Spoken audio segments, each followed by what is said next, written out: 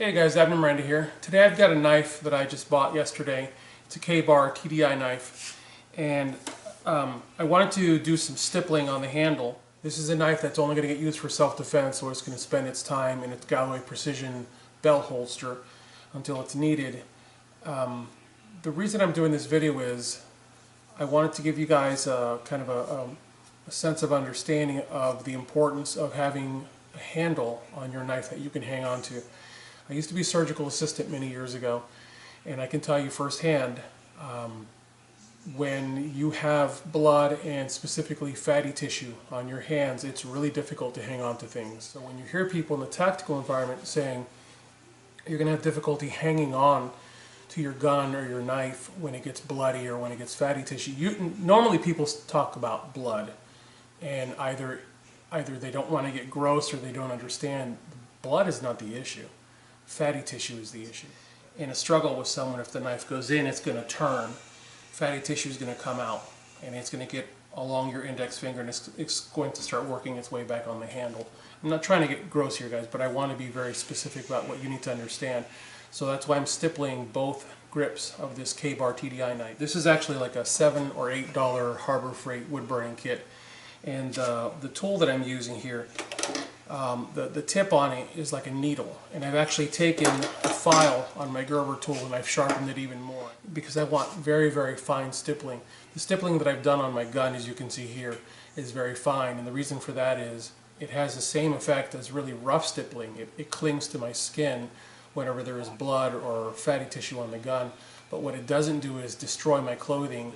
And even more simple than that is it doesn't hang up on my clothing. So when I have it underneath the concealment garment tends to slide past the gun versus sticking to it like Velcro. As you can see, it's really fast down and right back up again.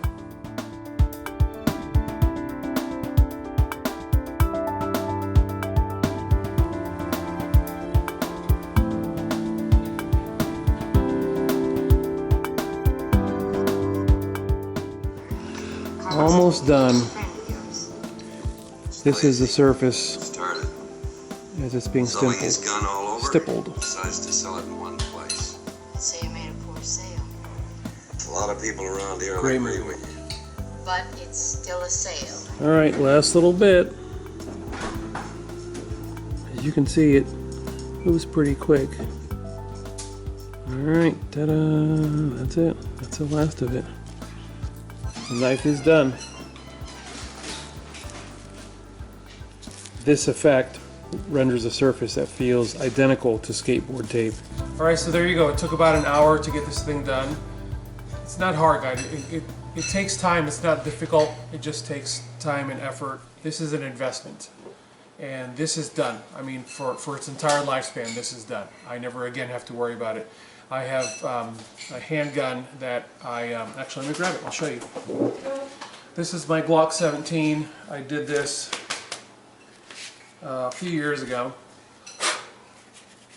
And I've gone to many classes with it. And I've actually rolled across it.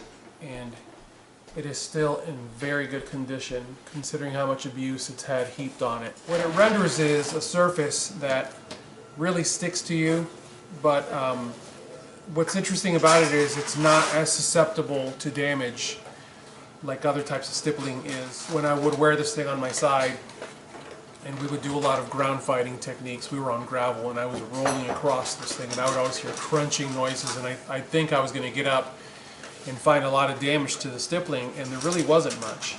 And it was always this area right here that I was rolling across, and I'm a big boy.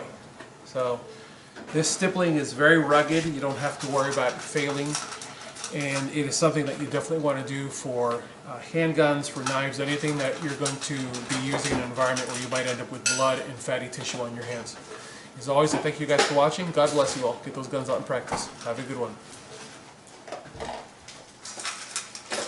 And the background noise is the dog eating and the dishwasher running. Sorry, I didn't think it'd be that loud, honey. I'm sorry. Okay. Life happens. When you feed you, what's your inspiration? Life happens. I keep eating.